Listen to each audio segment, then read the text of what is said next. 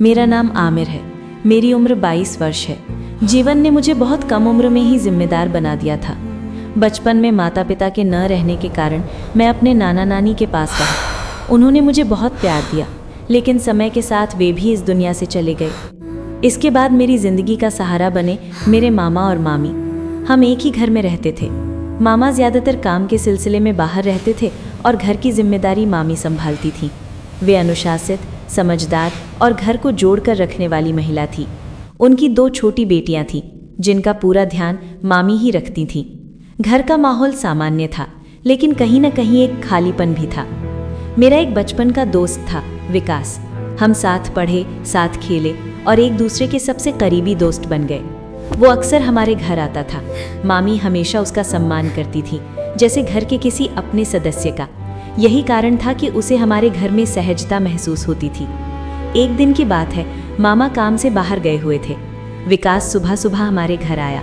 मामी ने हमेशा की तरह उसका स्वागत किया, हालचाल पूछा और नाश्ते की व्यवस्था की। सब कुछ सामान्य लग रहा था, लेकिन मुझे उसके व्यवहार में हल्का सा बदलाव महसूस हुआ। वो कम बोल रहा था और कुछ ज्यादा ही सोच में डूबा हुआ लग रहा था। कुछ देर बाद मुझे पास के बाजार भेज किया फोटोकॉपी के लिए। मैं घर से निकल गया। जब मैं लौटा तो घर का वातावरण थोड़ा बदला बदला सा लगा। मामी शांत थी, लेकिन चेहरे पर थकान और गंभीरता थी। विकास भी जल्दी जाने की बात करने लगा। मैंने ज्यादा सवाल नहीं किए, लेकिन मन में कई विचार उठने लगे। उस दिन के बाद विकास का आना जाना कम हो गया। जब कभी मिलता तो पहले जैसा खुलापन नहीं रहता। समय बीतता गया और मैं अपने कामों में व्यस्त हो गया, लेकिन वो घटना मेरे मन में कहीं न कहीं अटकी रही। धीरे धीरे मुझे समझ आया कि इंसान कभी कभी भावनाओं में बहकर ऐसी स्थिति में पहुंच जाता है जहां सही और गलत की रेखा धुंधली होने लगती है। मामी ने कभी इस विषय पर कुछ नहीं कहा, लेकिन उनके व्यवहार से ये साफ था कि कुछ हुआ है।